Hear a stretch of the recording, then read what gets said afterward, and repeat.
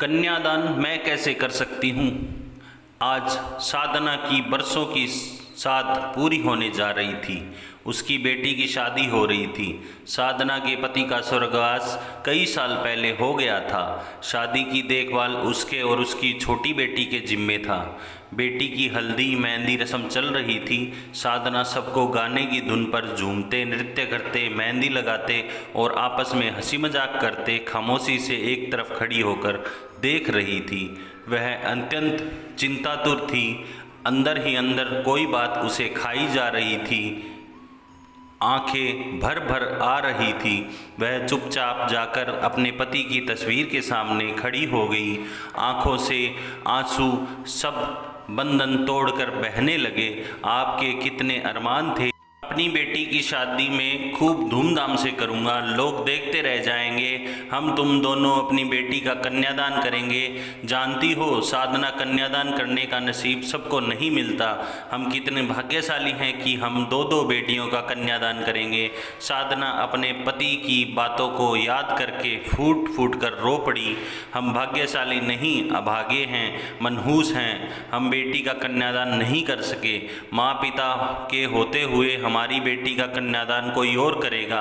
मैंने भी ये अधिकार खो दिया है।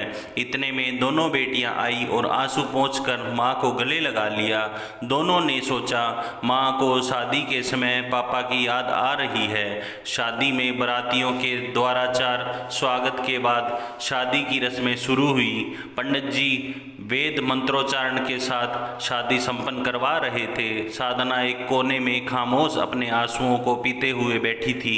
अचानक पंडित जी ने कहा, आइए कन्यादान करिए। साधना ने अपने दूर के रिश्तेदार देवर और देवरानी की तरफ इशारा करते हुए कहा, पंडित जी बेटी के चाचा चाची कन्यादान करवाएंगे।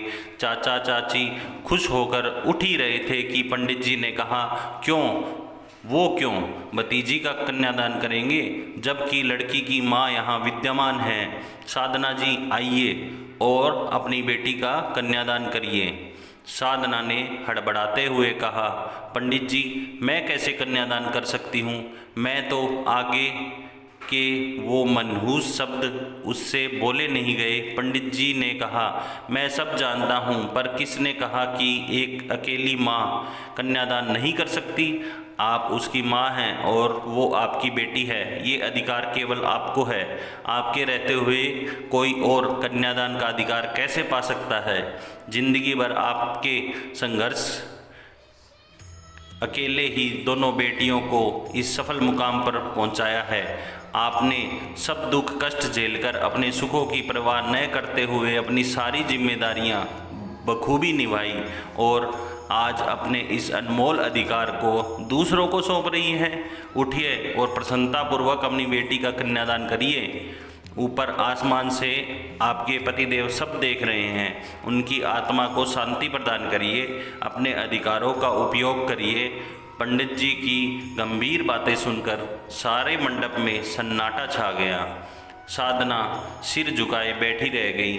छोटी बेटी आई और अपने बाहों में भरकर माँ को उठाते हुए बोली, माँ ये तो केवल आपका ही अधिकार है।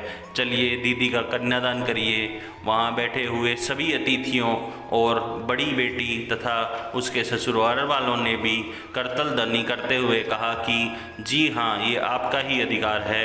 आप अपना अधिकार दूसरों को क्यों दे रही हैं।